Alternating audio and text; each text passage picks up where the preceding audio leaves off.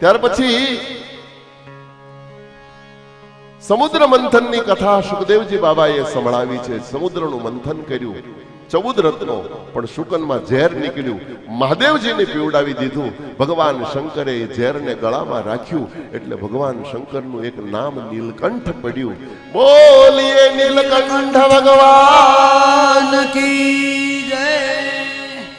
14 રત્નો નીકળ્યા. સાક્ષાત શ્રી રમા લક્ષ્મી નીકળ્યા. નારાયણની સાથે એનો વિવાહ થયો છે.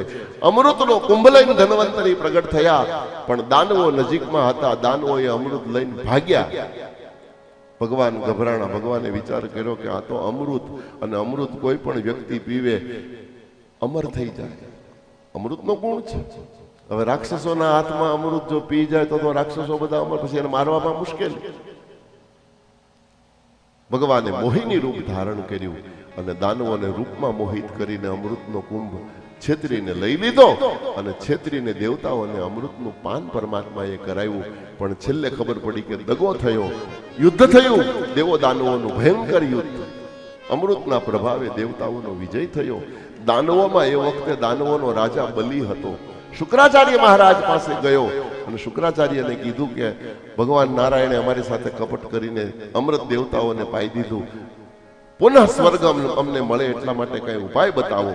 અને શુક્રાચાર્ય મહારાજે વિશ્વજીત યજ્ઞ કરાવ્યો અને એના અંદરથી સર્વજીત રથ નીકળ્યો. વિશ્વજીત યજ્ઞનું ફળ સર્વજીત રથ, શુક્રાચાર્યનો આશીર્વાદ, આ બધું લઈને પુનઃ સ્વર્ગ ઉપર ચડાઈ થઈ અને પુનઃ પાછા દેવતાઓને દાનવોએ પાડ્યા.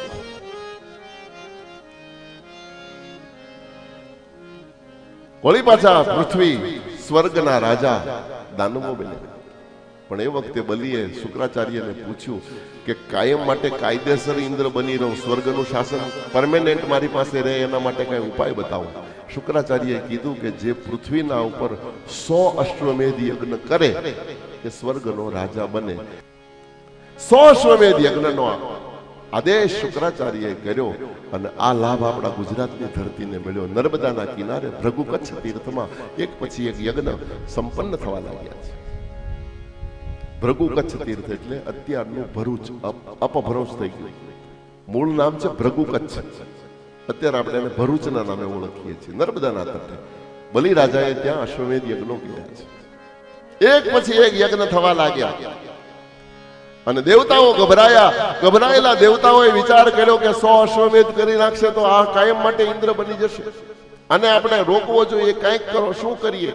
અને એ વખતે દેવતાઓએ બ્રહ્માદિ દેવતાઓને પ્રાર્થના કરી. બ્રહ્માદિ દેવતાઓ નારાયણ પાસે ગયા અને વિનંતી કરી, બોલ એક જ રસ્તો છે, કશ્યપજીને પ્રાર્થના કરો, કશ્યપજી કઈક રસ્તો કાઢશે.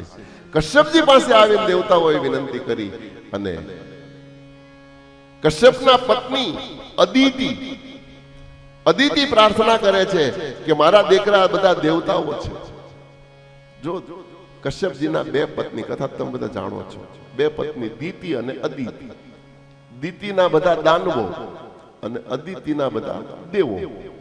એક જ બાપના સંતાનો છે, ખાલી માં જુદી જુદી છે. અદિતિએ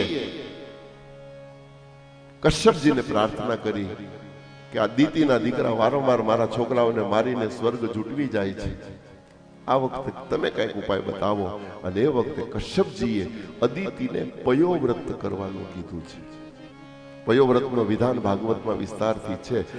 નિસંતાન નારી પણ જો પયોવ્રત કરે તો એને ત્યાં પુત્ર પ્રગટ થાય. પુત્ર પ્રાપ્તિ માટેનું વ્રત છે પયોવ્રત. તમે પયોવ્રત કરો.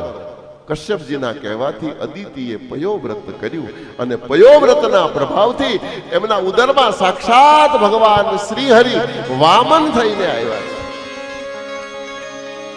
સુંદર સુગનો પાવન વાતાવરણમાં કશ્યપજીના આશ્રમમાં ભગવાન વામનનો પ્રાગટ્ય થાય છે.